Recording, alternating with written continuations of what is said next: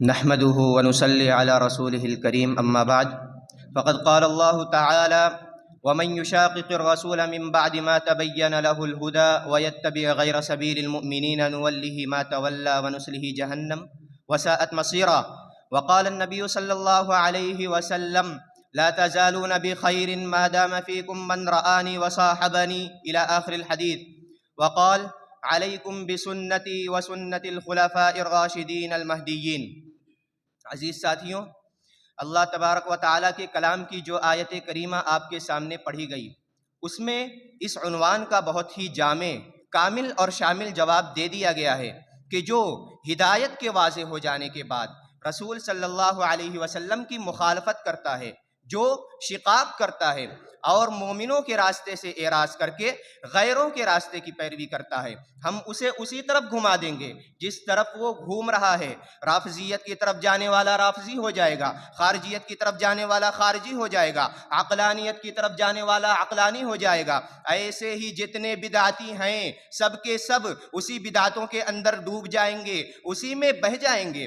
میرے بھائیوں، سب سے پہلے صحابہ کرام کا منہج ہے کیا؟ صحابہ کرام کا منہج مطلق طور پر تسلیم، بغیر کسی کنڈیشن کے، بغیر کسی شرط کے، بغیر کسی چوں چرا، جو بھی حکم رسول آ جائے مطلق تسلیم کر لینا، اپنی عقل کو، اپنی خواہشات کو، اپنے جذبات کو، اپنے بڑوں کو، اپنے اماموں کو، اپنے باپ دادوں کو، اپنی ریت و روایتوں کو، کسی بھی چیز کو نبی کے حکم کے سامنے خاطر میں نہیں لائیں گے۔ یہ خلاصہ ہے صحابہ کرام کے منہج کا۔ جب ہم نے یہ منہج چھوڑا تو مشکلات کھڑی ہو گئیں، لیکن یاد رکھو، بچاؤ کے لیے، نجات کے لیے، جنت کے لیے اللہ کے نبی کے سامنے جو صحابہ تھے انہی کے منہج پر، انہی کے ڈگر پر ہمیں قائم رہنا، استقامت کے ساتھ، ثابت قدمی کے ساتھ جمے رہنا ضروری ہے، ورنہ یہ تھپیڑے، یہ طوفان گمراہیوں کے، یہ آندھیاں انحرافات کی، ضلالت کی، نہ جانے ہمیں کہاں لے جا کے چھوڑ دیں گی۔ میرے بھائیوں، صحابہ کرام کے منہج سے کٹنے کا انجام کیا ہوگا؟ سرسری طور پر آیت کریمہ نے جواب دے دیا ہے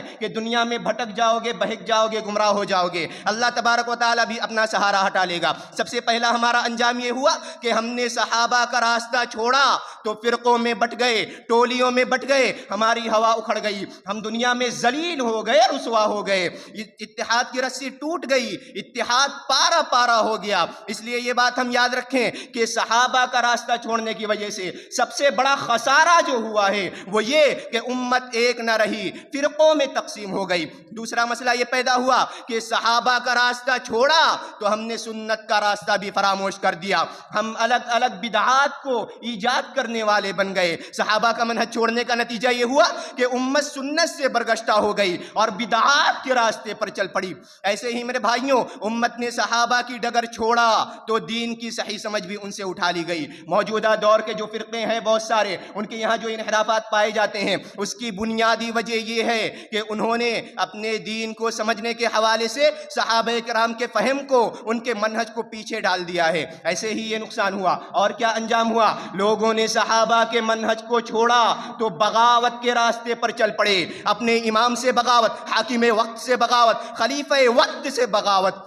جب صحابہ کا منہج چھوڑا تو خروج کی راہ پر چل پڑے، بغاوت کا جھنڈا اٹھا لیا۔ آج بھی جہاں جہاں ایسے دنگے چل رہے ہیں جس کو لوگوں نے جہاد کا نام دے رکھا ہے، یہ سب کا سب خروج ہے، اور وجہ یہی ہے کہ صحابہ کرام کا منہج ان کے ہاتھ سے چھوٹ چکا ہے۔ ایسے ہی اس حوالے سے ایک انجام یہ ہوا کہ جن لوگوں نے صحابہ کا منہج چھوڑا تو فتنوں نے انہیں گھیر لیا۔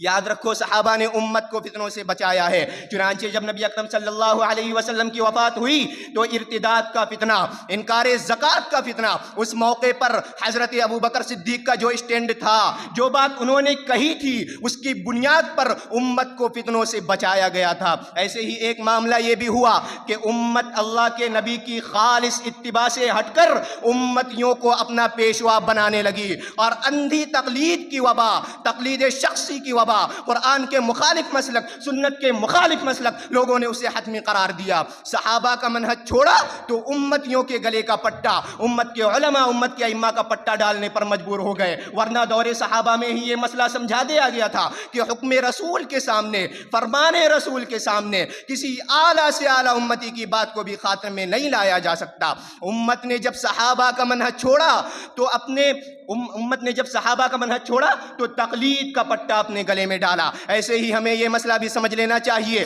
کہ جب لوگوں نے صحابہ کا منہج چھوڑا تو اپنی ہوس اور خواہشات کے مطابق عمل کرنا شروع کر دیا، عقیدہ بنا لیا، منہج بنا لیا، فکر بنا لی، سوچ بنا لی۔ انہی افکار میں سے، انہی عقیدوں میں سے ایک عقیدہ یہ بھی تھا جسے رافضیت کا عقیدہ کہا جاتا ہے، جسے تشیع کا عقیدہ کہا جاتا ہے، کہ سارا دین صرف اور صرف آل بیت رسول کے اندر داخل کر دیا جائے۔ اس کے بعد سارے صحابہ کرام پر تبرہ، سارے صحابہ کرام کو گالی، سارے صحابہ کرام کی تکفیر، اور سارے صحابہ کرام کو میرے بھائیوں دین سے مرتد ثابت کرنے کی سازش چلنے لگی۔ یہ رافضیت کہاں سے نکلی ہے؟ یہ صحابہ کے منہج کو چھوڑنے کا نتیجہ ہے۔ ایسے ہی ایک فتنہ یہ بھی پیدا ہوا کہ جب لوگوں نے صحابہ کے منہج کو چھوڑا تو اپنی ہوس، لوگوں نے صحابہ کے منہج کو چھوڑا تو پھر نتیجہ یہ ہوا کہ جب لوگوں نے صحابہ کے منہج کو چھوڑا تو علم کے اصول کو، نصوص کو، کتاب و سنت کو چھوڑ کر اپنی عقل پر، اپنی دانشوری پر عمل کرنا شروع کر دیا۔ صحابہ کرام کا طریقہ کیا تھا؟ آمنا و صدقنا، سمعنا و اطعنا، لیکن چوں چرا ایسے ویسے کر کے